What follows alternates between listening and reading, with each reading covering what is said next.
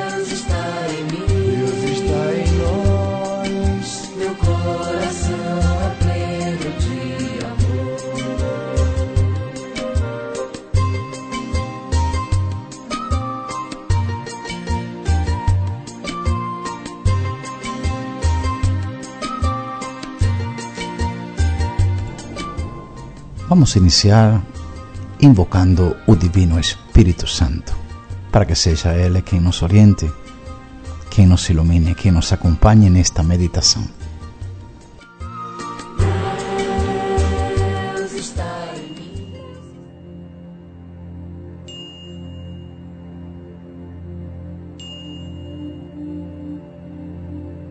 Veni Creator,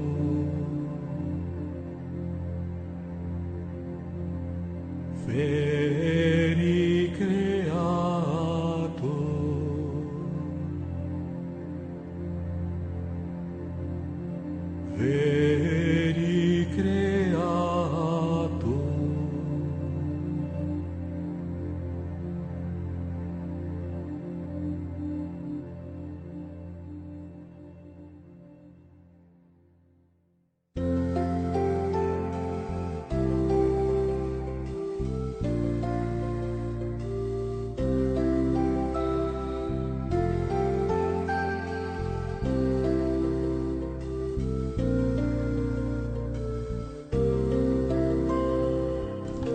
Em nome do Pai, do Filho e do Espírito Santo. Amém. Vinde, Espírito Santo, enchei os corações dos vossos fiéis e acendei neles o fogo do vosso amor. Enviai o vosso Espírito e tudo será criado e renovareis a face da terra. Oremos. Ó Deus, que instruístes os corações dos vossos fiéis com a luz do Espírito Santo, fazei que apreciemos retamente todas as coisas segundo o mesmo Espírito e gozemos sempre da sua consolação. Por Cristo Senhor nosso. Amém. Vinde Santo Espírito, Vinde Santo Espírito, Vinde Santo Espírito, Vinde Santo Espírito, Vinde Santo Espírito, Vinde Santo Espírito,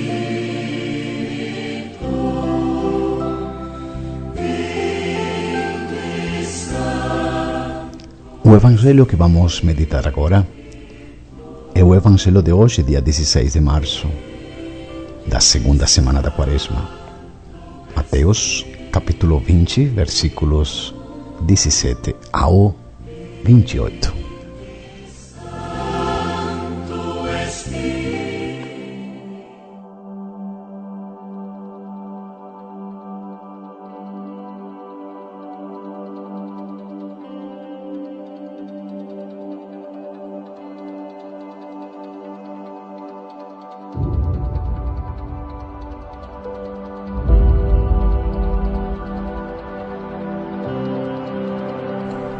Naquele tempo, enquanto Jesus subia para Jerusalém, ele tomou os 12 discípulos à parte e, durante a caminhada, disse-lhes: Eis que estamos subindo para Jerusalém, e o Filho do Homem será entregue aos sumos sacerdotes e aos mestres da lei.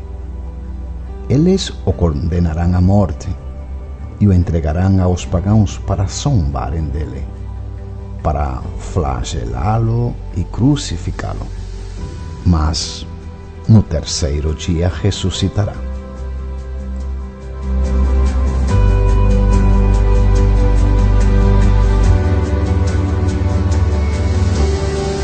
A mãe dos filhos de Zebedeu aproximou-se de Jesus com seus filhos e ajoelhou-se com a intenção de fazer um pedido. Jesus lhe perguntou: O que tu queres? Ela respondeu: Manda que estes, meus 2 filhos, se sentem no teu reino, um à tua direita e outro à tua esquerda.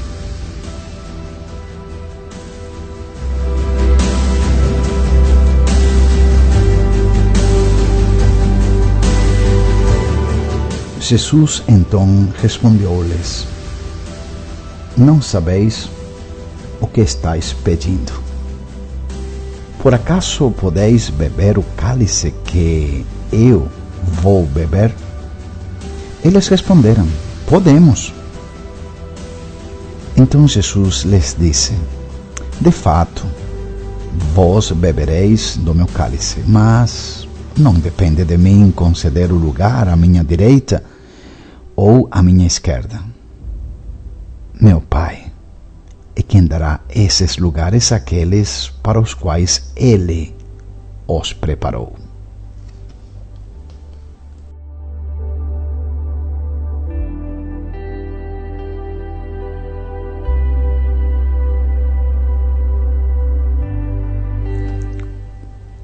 Quando os outros 10 discípulos ouviram isso, ficaram irritados contra os 2 irmãos. Jesus, porém, chamou-os e disse: Vós sabeis que o chefe das nações tem poder sobre elas, e os grandes as oprimem. Entre vós não deverá ser assim. Quem quiser tornar-se grande, torne-se vosso servidor. Quem quiser ser o primeiro, seja vosso servo. Pois o Filho do Homem não veio para ser servido, mas para servir e dar sua vida como resgate em favor de muitos.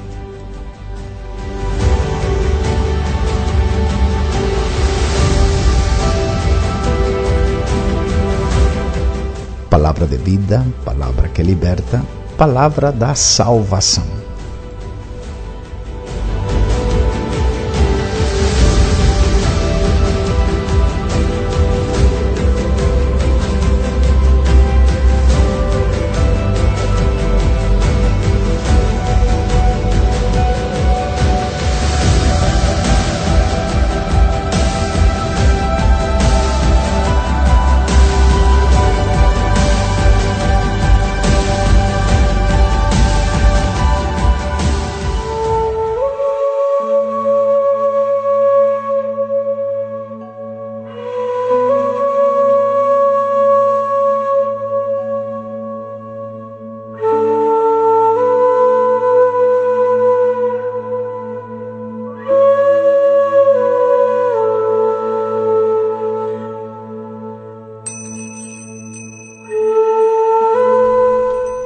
Meus queridos irmãos e irmãs que participam desta meditação noturna em torno do Evangelho que a liturgia hoje nos proporciona.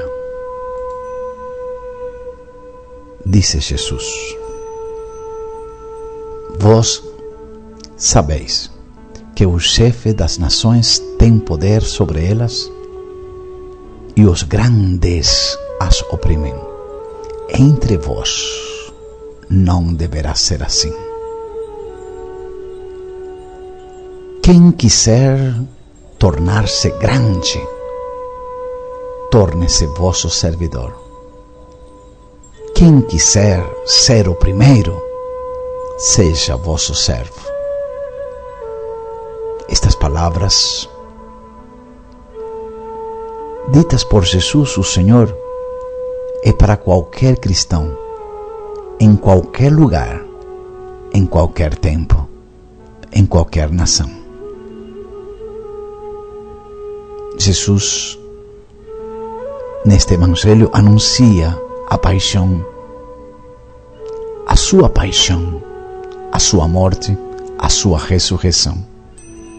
Isto subindo para Jerusalém. Mas, e a reação dos discípulos? A reação de Tiago e João diante deste anúncio?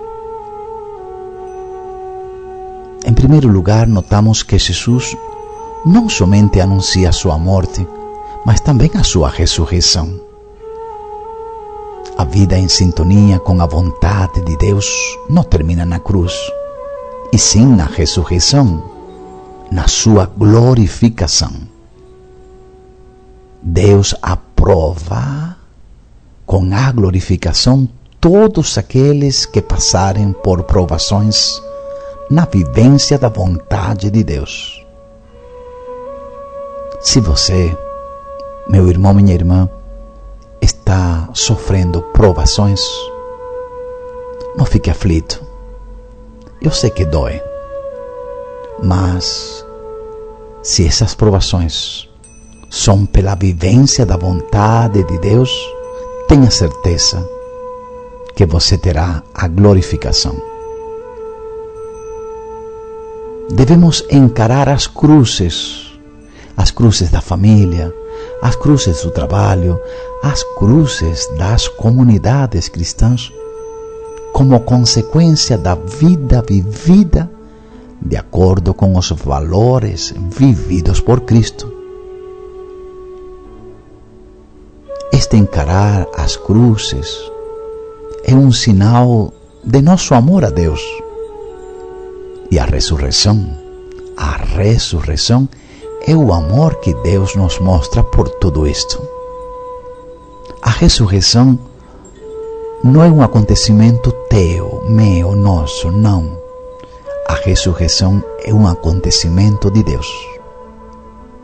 É a resposta de Deus para quem vive de acordo com os ensinamentos de seu Filho Jesus. Em outras palavras, meus irmãos, com a ressurreição, Deus quer dizer a cada um de nós: você está aprovado. Você está aprovado. Então, não resmungue, não desista. Vá em frente. Vá em frente. Ao ouvir o anúncio de Jesus sobre sua própria morte, João e Tiago querem fazer um pedido que para eles é importante: ocupar postos importantes. E para que será que Tiago e João fizeram este pedido? Será para mandar mais? Será para mandar mais? Tiago e João não tiveram consideração dos outros 10 discípulos, 10 companheiros, 10 irmãos. Mas Jesus nunca deu espaço para o egoísmo. Jesus nunca deu espaço para o poder mundano no seu coração. A existência, a tua, a minha, a nossa, é um serviço generoso para libertar os homens de qualquer tipo de escravidão. pelo bem do homem e da mulher, e em nome do bem praticado para a salvação do homem, Jesus, o Mestre e Senhor, aceitou ser crucificado e morto. Porém, Deus o ressuscitou. O mal, meu irmão, não é capaz de enterrar o bem.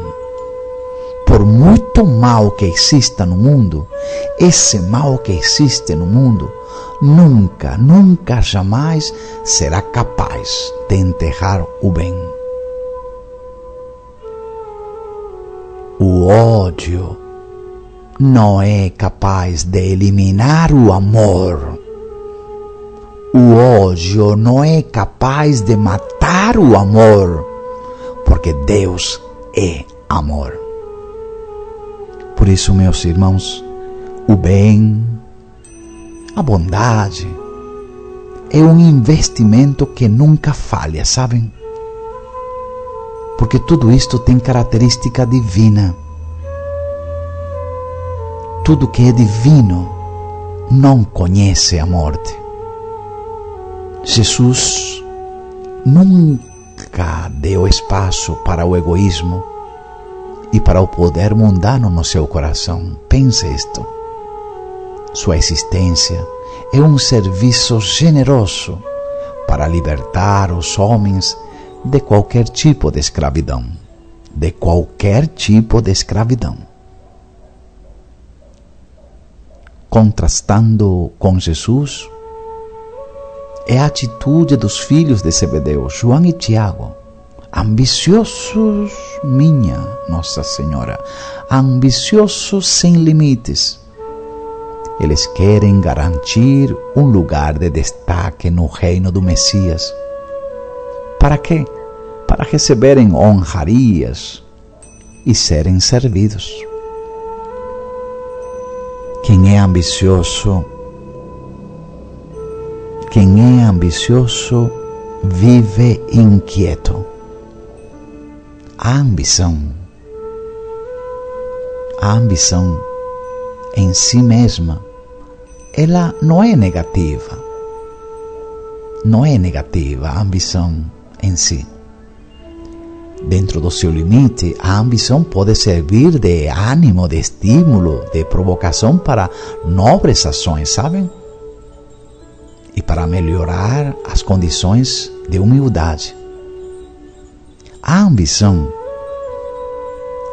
só se transformará em vício quando a afirmação de si mesmo for exagerada e os meios para atingir a glória forem desonestos. O ambicioso, quando dominado pelo vício, não suporta competidores ou rivais. O ambicioso gosta de humilhar os outros, até eliminá-los em nome da sua própria ambição. É o que nós estamos vendo nestes precisos momentos entre Rússia e Ucrânia. Mas não vamos muito longe. É o que nós vemos também entre os membros de uma família. Não vamos muito longe. É o que nós vemos também dentro de uma comunidade religiosa. Uma pessoa viciada em ambição dificilmente se preocupa com ser justo. A pessoa viciada em ambição utiliza os outros como escada sobre os quais ele pisa e pisa 1, 2, 3 vezes para chegar à própria afirmação, para chegar à própria glória. Quem é ambicioso dificilmente se preocupará com ser justo. Ele só enxerga uma alternativa: humilhar os outros e eliminá-los. Os outros já não são pessoas que merecem respeito. Os outros são degraus que só servem para ser pisados com a intuição de atingir o vértice do poder. Eu fico pensando quantas pessoas são usadas como degraus para que o outro se eleve. Isto acontece dentro da nossa igreja, lamentavelmente é assim. Se usam grupos, se usam espaços, se usam pessoas de boa vontade. Por outro lado, uma pessoa de coração nobre não sai à procura das honras e dos aplausos. Não. Uma pessoa de coração nobre só procura fazer o bem. E ela reconhece o bem onde estiver. Você pode até mudar uma pessoa de lugar, ela vai continuar fazendo o bem. Porque ela só sabe fazer o bem, esteja em qualquer lugar e com qualquer pessoa.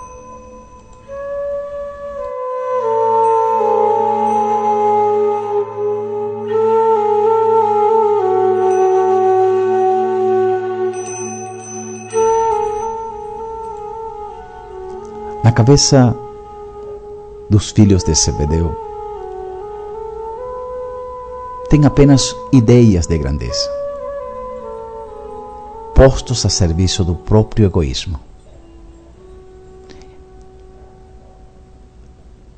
Pela cabeça de Tiago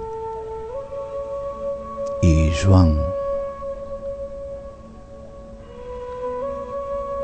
pela cabeça destes dois discípulos, não passa servir os outros. Não. Pela cabeça de Tiago e João, só passa seu próprio egoísmo. Não pensam em sacrificarem-se pelos outros, mas exigir que os demais se sacrifiquem por eles. Estão dando para entender? Pela cabeça de Tiago e João, não passa o sacrifício pelos outros, mas que os demais se sacrifiquem por eles. Diante da ambição do filho de Zebedeu, Jesus dá uma lição para todos os discípulos missionários, para todos os cristãos de todos os tempos e lugares. Quem quiser tornar-se grande, seja vosso servidor. Para os discípulos de Jesus e para qualquer cristão, existe uma grandeza reservada: servir com gratidão, gastar tudo que se tem, talentos, riquezas materiais, cargos sociais, etc., para resgatar a vida do irmão. Servir, no sentido cristão, é igual a uma vela que vai se consumindo aos poucos por causa da iluminação, por causa da luz. E nestes momentos, meus queridos irmãos, me permitam ilustrar este ser grande pelo fato de ser servidor. Este não reservar nada para si, mas o que se tem para os outros, até a própria vida, a própria energia, a própria força. Olá, amigos. A própria força. Que nos ensina isto é a Madre Teresa de Calcutá. A Madre Teresa de Calcutá, a irmã dulce dos pobres, São Francisco de Assis, São Francisco Xavier. E também não vamos colocar somente os santos já canonizados pela nossa igreja, mas existem homens e mulheres que fazem isto. Aqui nós temos um exemplo, o padre Júlio Lancelotti, que se dedica ao serviço dos moradores que estão nas ruas, os irmãos em situação de descarto, as irmãs que se dedicam a atender as crianças pobres, que não têm como pagar, quem se dedica ao trabalho com os aidéticos, os órfãos, e assim tantos outros, tantos e tantos homens e mulheres que servem como uma vela que se consome iluminando os outros. Porque Jesus nos disse: quem quiser tornar-se grande, grande seja o vosso servidor. Você também deve ser servidor para ser grande. Para ser grande. Não ser grande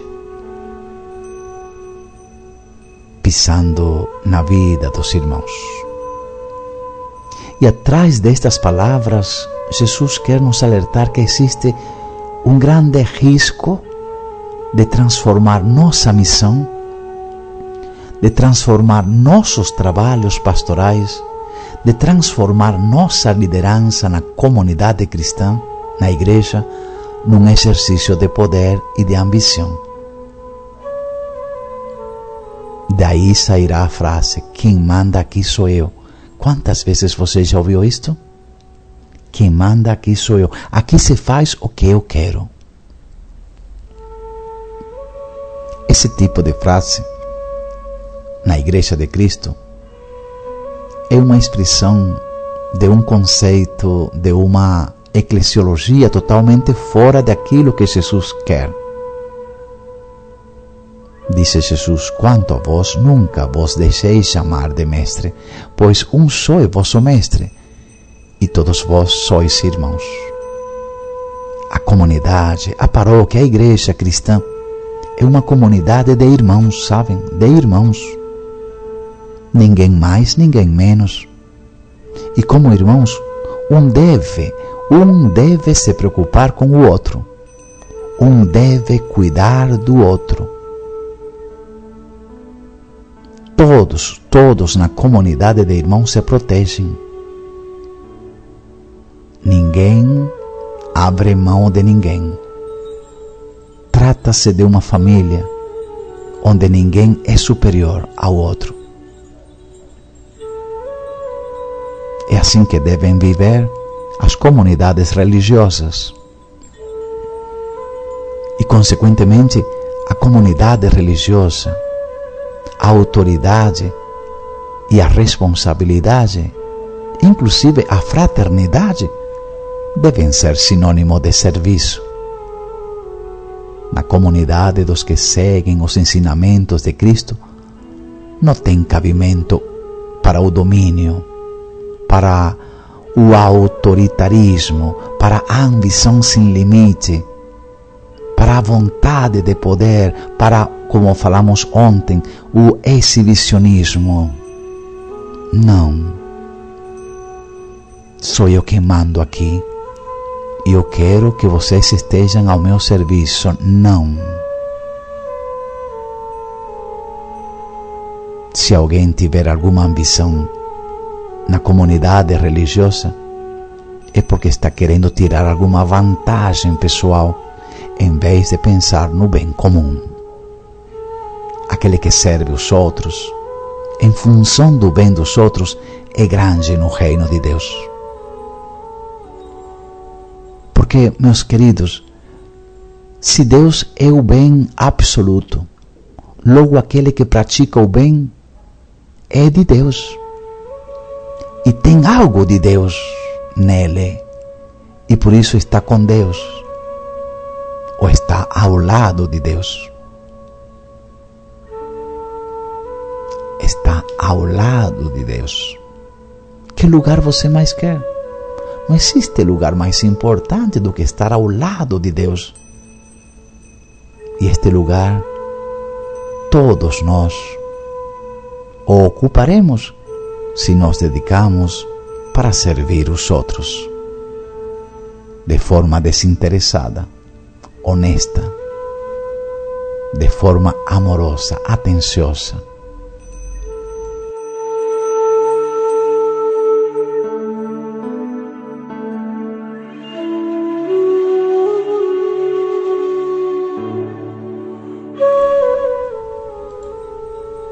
Disse Jesus: vós sabeis que o chefe das nações tem poder sobre elas, e os grandes as oprimem.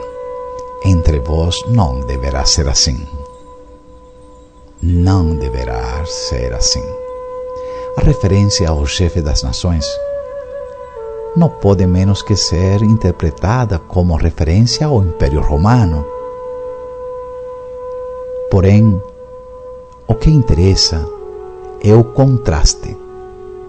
O Filho do Homem, Jesus, e o chefe das nações atuam de modo contrapostos, de modo diferentes. E os dois refletem atitudes contrárias. Os chefes atuam contra.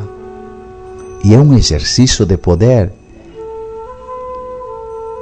que são ou que não são um benefício do povo. O chefe das nações não tem poder para servir o povo. É um serviço pervertido. É um serviço ou um poder contaminado. A atitude de serviço é exatamente contraposta. O verdadeiro serviço, disse Jesus, deve estar em favor do povo, e do povo pobre, do povo que não tem nada, do povo que passa míngua, do povo que passa sufoco, como dizem aqui, que passa perrengue. A diaconia é algo desprezado entre os chefes das nações, entre os políticos. O paralelismo dos dois grupos e a antítese de ambos reforça o contraste. Chefes dominam, os grandes oprimem. Um grupo pervertido. Cristo propõe, meus queridos irmãos, o contrário. Ser grande, servidor, ser primeiro, servo. A comunidade de Jesus, a comunidade religiosa, deve estar constituída por pessoas capazes de abandonar definitivamente, sabem, toda a prática egoísta, onde tudo se compra e tudo se vende, até a consciência, em nome da vantagem pessoal. A opção pelo reino é a mesma coisa que opção pela humanização e a fraternização. Quem opta pelo reino, opta pelo ser humano, opta pela fraternidade.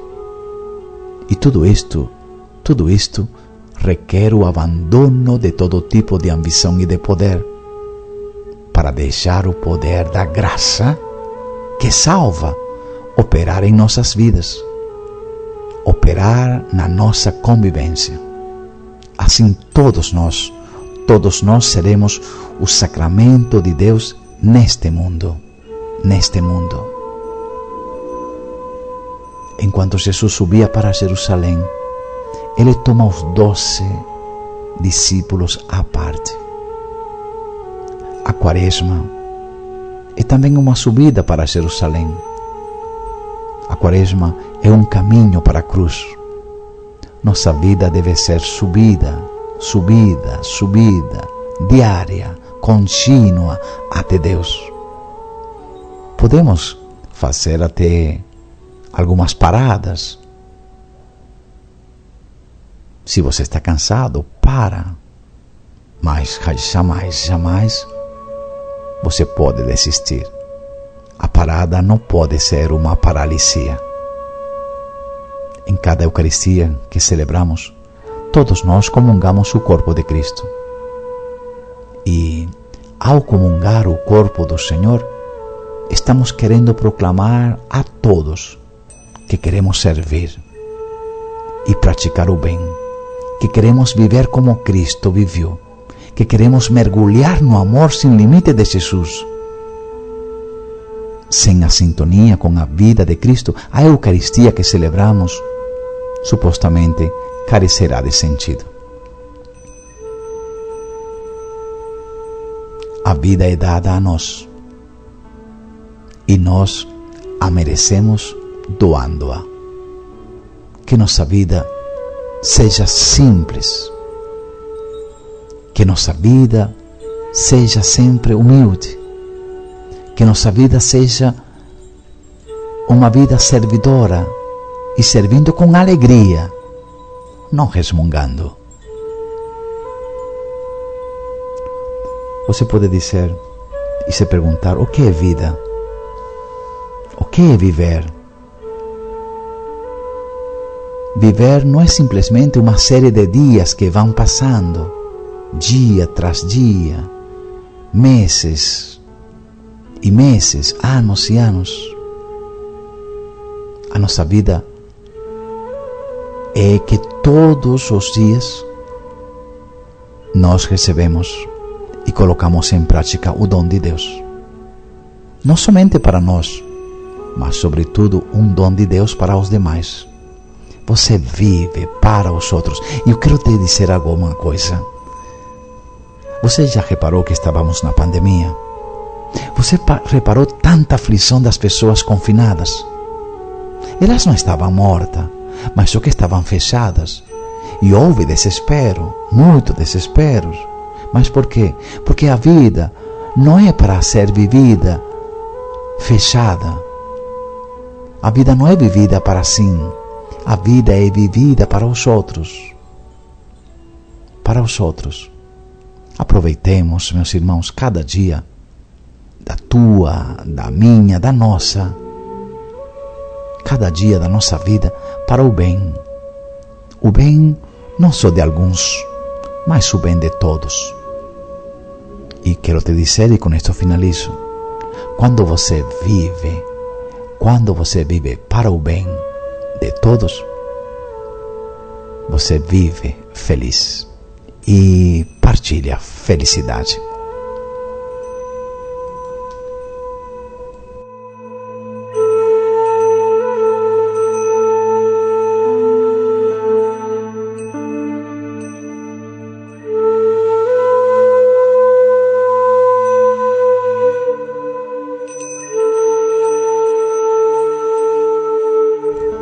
Pai nosso, que estais nos céus, santificado seja o vosso nome. Venha a nós o vosso reino. Seja feita a vossa vontade, assim na terra como nos céus. O pão nosso de cada dia nos dai hoje. Perdoai as nossas ofensas, assim como nós perdoamos a quem nos tem ofendido. E não nos deixeis cair em tentação, mas livrai-nos do mal. Amém.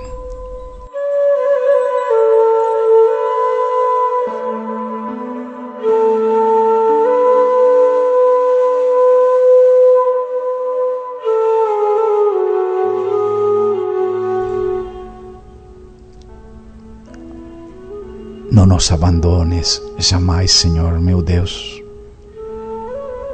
Não fiqueis longe de nós. Depressa, vinde em nosso auxílio, ó Senhor, nossa salvação.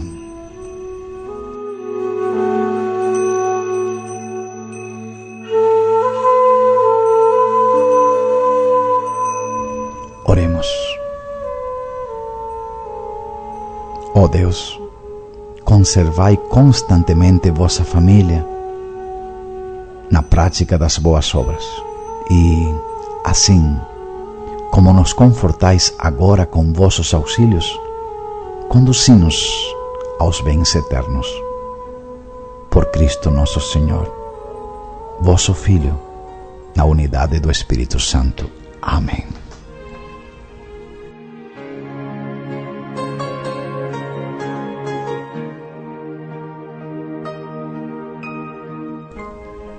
O auxílio nos vem do Senhor, que fez o céu e fez a terra. O Senhor esteja convosco. Que por intercessão de São José e de Maria Santíssima, nossa querida Mãe, desça sobre ti, meu irmão, sobre ti, minha irmã, que acabou de participar desta meditação. Desça sobre todas as pessoas com as quais você vive e convive a bênção de Deus, que é Pai, Filho e Espírito Santo. Amém. Obrigado a todos e a todas. Espero que a palavra de Deus tenha penetrado teu interior, teu coração, te faça ser um ser humano melhor amanhã do que hoje. Que assim seja.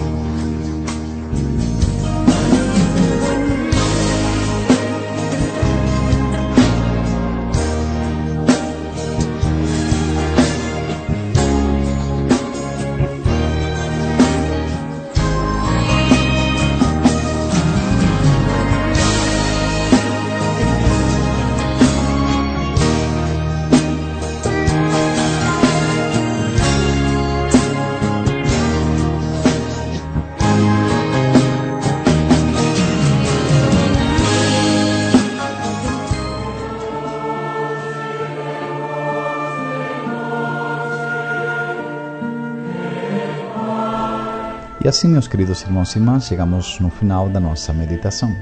Continuem ligados com a nossa rádio A Missão Está no Ar, onde teremos ainda o Santo Terço da Misericórdia cantado.